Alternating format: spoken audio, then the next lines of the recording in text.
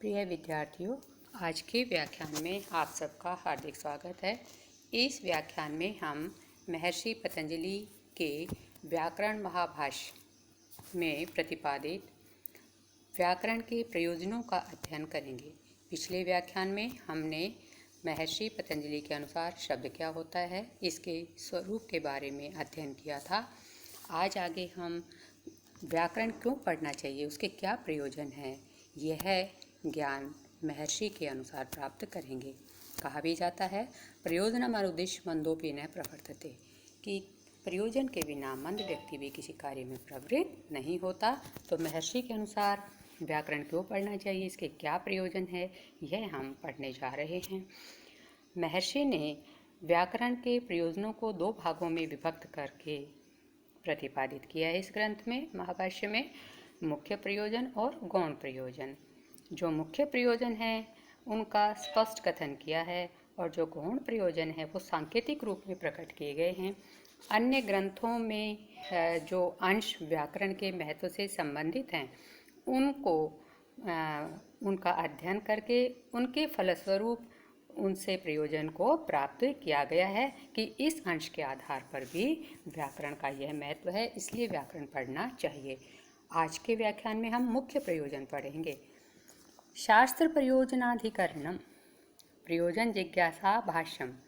प्रश्न होता है कानि पुनः शब्दानुशासनस्य प्रयोजनानि। शब्दानुशासनस्य, जिस शब्दानुशासन का अध्ययन हम कर रहे हैं उसके कानि प्रयोजनानि, प्रयोजन क्या हैं, इसका उत्तर देते हुए ग्रंथकार कहते हैं, भाष्यकार कहते हैं रक्षोहागम लघ्व संदेहा प्रयोजनम। शब्दों को अलग अलग करेंगे। रक्षा, ऊह, आगम, लघु, असंदेह, प्रयोजनम, ये समूह अर्थ में एक वचन है। ये 5 व्याकरण शास्त्र के मुख्य प्रयोजन हैं। प्रत्येक का वर्णन आगे करेंगे, तो उनका अध्ययन करते हैं। पहला प्रयोजन है रक्षा। रक्षार्थम वेदानाम अध्येयम व्याकरणम। वेदानाम रक्षार्थम, वेदों की रक्षा के लिए व्याकरणम अध्ययम, व्याकरण का अध्ययन करना चाहिए। लोपागम वर्ण विकारज्ञो ही सम्यक वेदान परिपालयति इति, क्योंकि लोप, आगम और वर्ण विकार को जानने वाला, वर्ण विकार का ज्ञेय जानने वाला ही सम्यक भली भांति वेदान परिपालयति, वेदों की भली भांति रक्षा कर सकेगा, करेगा। जिसको व्याकरण का ज्ञान होगा उसके लोप, आगम, वर्ण विकार का वही व्यक्ति, व्याकरण ही वेदों की रक्षा कर सकेगा। अब इसकी प्रदीप टीका में समझाया कि लोप में, लौकिक संस्कृत में जो आगम आदि हैं, लोप आदि हैं, वो अदृष्ट होते हैं। अतः वेद में उनको देखकर जो व्याकरण का ज्ञाता नहीं है वह भ्रमित हो सकता है। व्याकरण भ्रमित नहीं होगा और वेद के अर्थ को जान लेगा। अपने मत की पुष्टि उदाहरणों के साथ की है प्रदीपकार ने। जैसे देवा अद्रुह है, यहाँ द्रु धातु के लंग लकार में प्रथम पुरुष के बहुवचन में झ के स्थान पर, जो तिंग प्रत्यय है झ, उसके स्थान पर अतादेश तथा तकार का लोप किया और फिर रुट का आगम किया, तब यह रूप सिद्ध होता है। यह लोप तथा आगम का उदाहरण हुआ। आगे उदाहरण देते हैं प्रदीपकार कैयट वर्ण विकार का। तो वर्ण विकार के 2 उदाहरण उनके द्वारा टीका में दिए गए हैं। उद्ग्राभम और निग्राभम, यहाँ हकार के स्थान पर भकार किया गया है। तो यह लोप, आगम और वर्ण विकार से संबंधित ज्ञान व्याकरण ही कर सकता है। अगला है ऊह। ऊह है खलवपि, ऊह भी व्याकरण का एक प्रयोजन होता है। क्यों?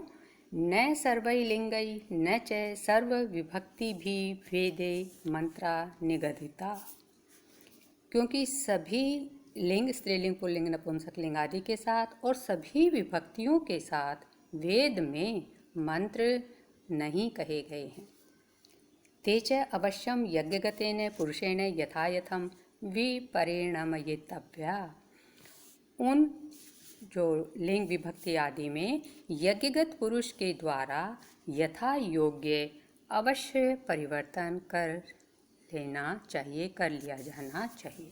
जो पुरुष यज्ञ करता है तो उस पुरुष को अपने व्याकरण ज्ञान के आधार पर उनमें विभक्ति लिंग आदि में अवश्य यथा योग्य परिवर्तन कर लेना चाहिए। तत् न अवैयाकरण शक्नोति यथा यथम विपरिणमयितुम्, और उसको अवैयाकरण, जो व्याकरण नहीं जानता, व्याकरण का नहीं जानने वाला, न शक्नोति नहीं कर सकता, यथा यथम विपरिणयितुम् उस परिवर्तन को यथायोग्य करने में अवैयाकरण सक्षम नहीं होता है।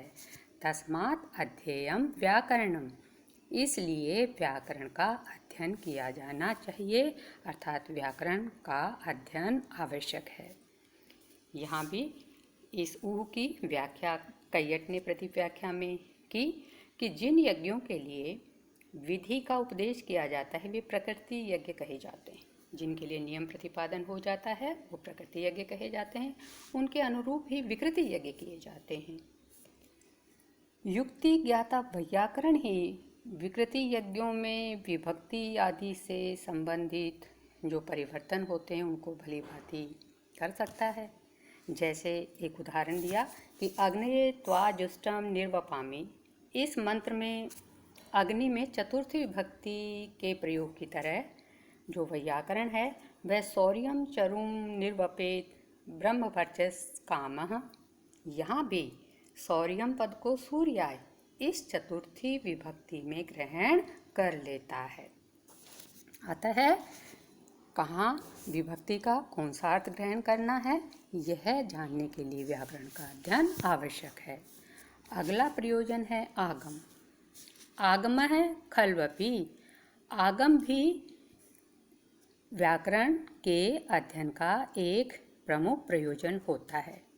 ब्राह्मणेन निष्कारणो धर्म षडंगो वेद अध्येय ज्ञेय इति, क्योंकि कहा गया है श्रुति में कि ब्राह्मण के द्वारा निष्कारण बिना कारण ही, अर्थात लौकिक जो लाभ आदि है उनकी प्राप्ति को ध्यान में न रखकर बिना कारण ही कर्तव्य भावना से धर्म षडंग वेद अध्येय तथा 6 अंगों सहित वेद का अध्ययन करना चाहिए और उसके अर्थ को ज्ञेय जानना चाहिए।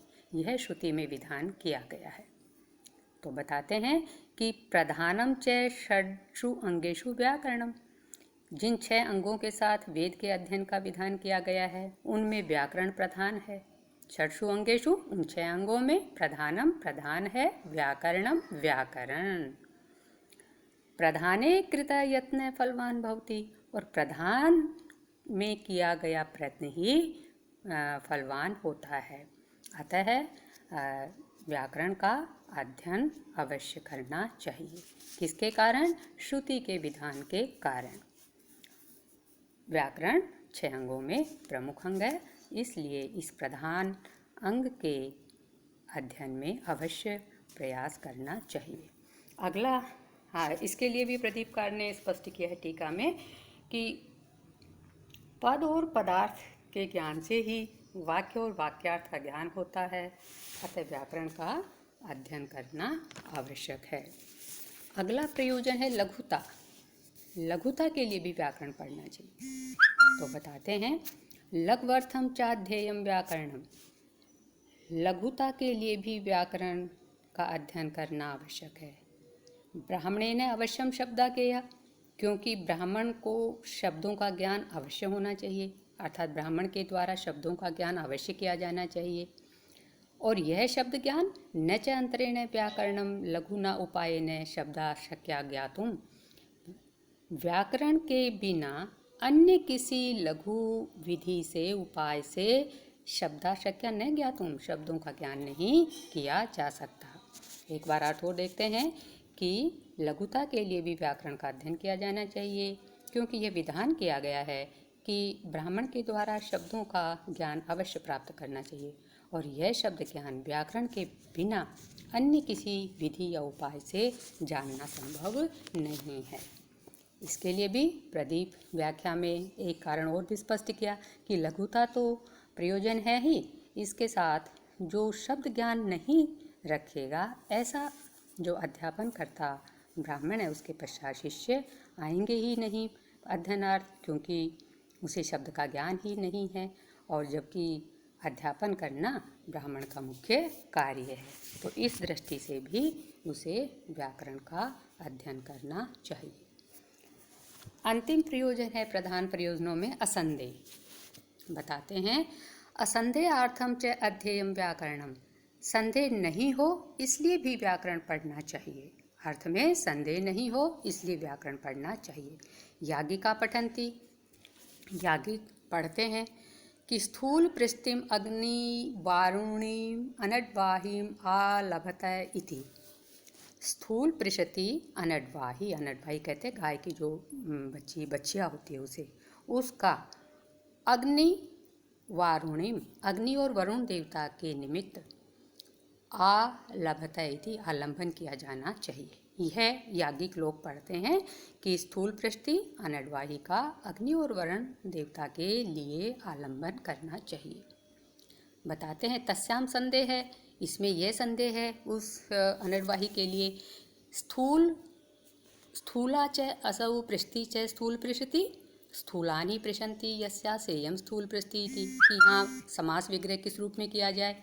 पहला स्थूला च असौ पृष्ठि यह समास विग्रह करें, या स्थूलानि पृशन्ति यस्या सा यम यह विग्रह करें। प्रथम जो है वो तत्पुरुष समास के अंतर्गत आता है और दूसरा बहुब्रीहि। तो बताते हैं कि यदि पूर्व प्रकृति स्वरत्वम ततो बहुब्रीहि, कौन सा समास करें, तो बताते हैं कि यदि जो व्याकरण का ज्ञाता है वो जान लेगा कि यदि पूर्व पद प्रकृति स्वर है तो बहुब्रीहि समास होगा। पूर्व प्रकृति स्वरत्वम, पूर्व पद प्रकृति स्वरत्व है यहाँ पे, तो समास बहुब्रीहि होगा। अथ समासांत उदात्तत्वम ततः तत्पुरुष है, और समासांत उदात्त है यह पद, तो तत्पुरुष जो का भेद है कर्मधारय है वह समास होगा। तो इस प्रकार जब हम समास का ज्ञान प्राप्त करेंगे सही, तभी उसका अर्थ भी सही ज्ञात कर पाएंगे। तो संदेह नहीं हो इसलिए, समास में संदेह नहीं हो, उसके अर्थ में संदेह नहीं हो, इसलिए व्याकरण का अध्ययन करना आवश्यक है। यहाँ इस अंश की जो प्रदीप टीका है उसमें बताया गया है कि यहाँ संदेह का प्राग भाव ग्रहणीय है, प्रध्वंसा भाव नहीं।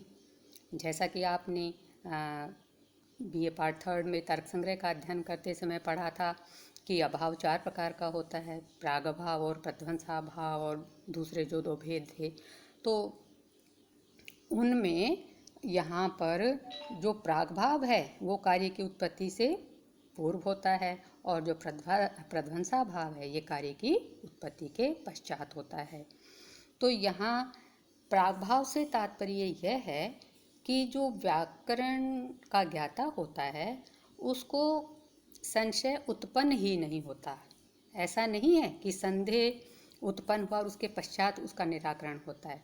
व्याकरण ज्ञाता को संशय उत्पन्न ही नहीं होता, न कि